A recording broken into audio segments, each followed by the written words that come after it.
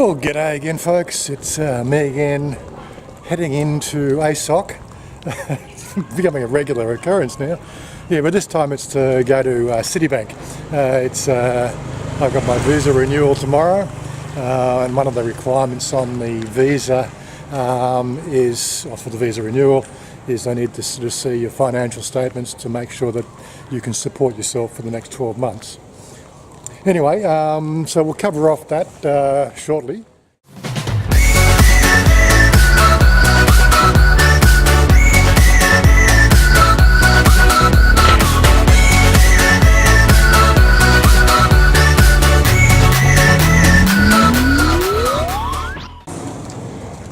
Yeah, so it's 8:30 in the morning and a hive of activity as usual. All the Thais come out to get their breakfast and all their daily supplies. And we have a lovely soy dog here.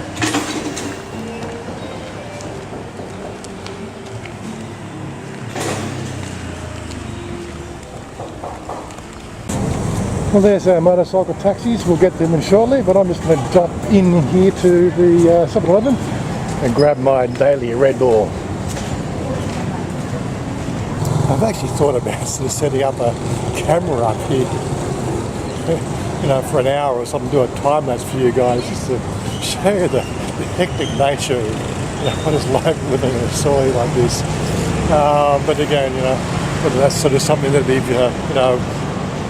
vlog worthy, I don't know. if you want me to do that, just let me know. Anyone's going to grab a taxi, the motorcycle taxi that is. Yeah, so as I was just saying, today I'm running into ASOC, Thais say it different ways, but that's where the main branch for Citibank is, and they need to generate me what they call my banking statements. I was just actually speaking with Tim, who was asking a few questions, so I thought I'd just clarify that before we head out. One of the things when you're doing the visa and when you're doing the renewal is there's this magical number that we talk about quite often, the 800,000 baht. Well, what that is all about is primarily immigration need to make sure that you can support yourself for the next 12 months. That's part of the visa renewal process. Now, we've covered this many times before in previous vlogs and in our live stream, and it's quite a common question that's asked. Everybody asks it, seriously, and it doesn't sort of make sense to us because we've never really had to deal with these sort of things in our own personal lifestyles in the Western countries, because what you earn is what you earn, and it's nobody else's business. But here in Thailand, you're a guest of the country, so they want to make sure that you have enough money to support yourself, so that you don't go and take Thai jobs. Because it's pretty hard to police that. There's all the fines and everything that go along with it. Of course, that if you're working here without a visa. Without a work permit, they're just trying to cover their asses to make sure that you're doing the right thing as well. And this magical figure of 800,000 baht is made up of a number of different ways. Now, there is one method that I've heard a few Americans qualify for, which is a supporting letter from the embassy, the American embassy, just to say that you can support yourself, and they don't even need to supply any financial statements. That's where you basically have a guarantee with the embassy in America, and they issue the letter. I'm not sure the length of time that thing here runs for. I would expect it's something that has to be sort of issued every year. But again, it may not be. I'm not familiar with this, and I don't know that process. Again, so I'm retired early, and I don't have any sort of what they call retirement pension that's government certified. All my stuff is private investment, which the government really can't do anything about. I broke the system. I got out of the system, the rat race, and the government really, has to deal with it. I'm sure they'll come up with laws to to roll me back into the system at some stage. You know, it's like every government around the world is broke, but they said, I'll make hay while the sun shines. Aside from that sort of situation, you know, because the Australian government, quite frankly, they're broke. Look what they're doing with pensions now. 70 years old now before you can get a retirement pension. Right. Oh my God. Seriously. Anyway, I don't want to be negative about that sort of stuff. That's people have to deal with that in Australia. Right. You've only got one choice to do there, is just get rid of the government and find the government and sponsor a government that's going to obviously support you guys. Right. And don't get scared off with the whole socialism sort of movement that's going around the world. Socialism is just not communism. Right. You know, the needs of the people outweigh the needs of the few. People have got to get that in their head again and start sort of demanding that people get equal rights. Again, sort of, you know, one voice can't be heard, but many voices can. You just got to get together and just start working together for a common goal. But anyway, getting back to the whole visa. Yes, it's an interesting situation with the visa, right? As I said, you can get the supporting letter, or alternatively show that you have enough funds, and that 800,000 baht is one of the ways that they do that. The other way, of course, is to show the fact that you have a pension, which is equivalent to 65,000 baht a month. Or it's a combination of the two. So you might have, you know, like 400,000 baht, you know, as a nest egg, and only 32,500 baht as an income. That's still equivalent to the total 800 baht. And quite frankly, you could quite easily sort of support yourself here if you're frugal on 32,500 baht a month. We've been through those sort of cost of living things before. And we'll probably do more of those. You know, the people are always interested to see how these numbers pan out.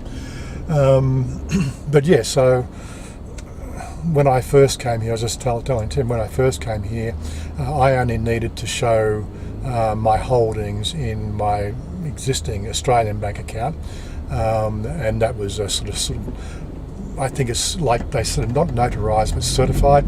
There's a stamp that goes on it and the bank manager signs it, right? And it's like an official seal that they put on it, and that was all I needed to show. And I only needed to show the funds in one account as well. I didn't have to show my investment holdings or anything else.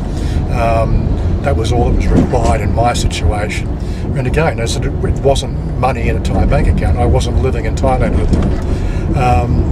That, of course, once they issued the visa, along, that was just only one of the boxes. There was other boxes like the police record and medical certificates and a few other things that you needed to do as well. But that was the box was ticked for the requirements that were necessary for showing that you can support yourself. Once I got here, basically you've got 9 months to then organise a bank account here in Thailand. In my case, I chose Citibank in Australia because we also had a Citibank branch in Thailand. They're an international sort of organisation. In my mind, it would have made things a bit easier, or well, in my case, it did make things easier. But most people don't have that leverage because they don't have an international bank. It's not a requirement.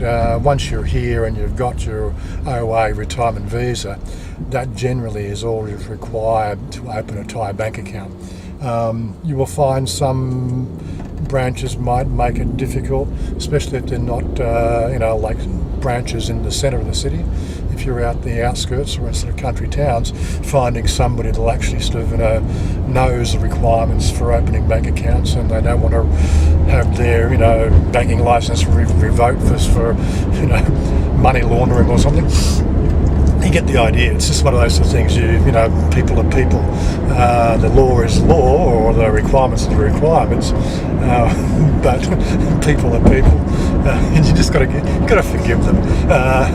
Like most people don't know half the requirements here for immigration.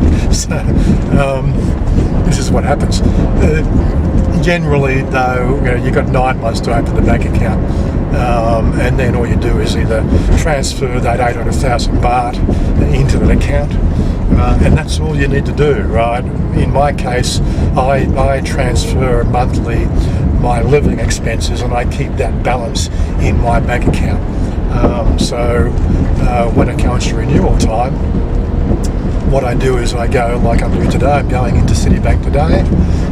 They will issue me a statement which covers the previous 3 months, and that will show the fact that I've had that balance in my account for the last 3 months, right? And they'll also see the fact there's been regular deposits, which is my living expenses, and they will obviously sort of put one and one together.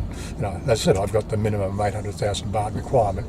They can also see the money's being sort of transferred regularly, so there's never an issue. Well, there hasn't been an issue so far when it comes to the renewal. But that's really all I wanted to sort of say about this one here, is that there are some things you need when you come to do the visa renewal. Now, the only thing that's outstanding on this one here is the fact that the first time I did the renewal, they said that the bank statement had to be issued on the day that you apply.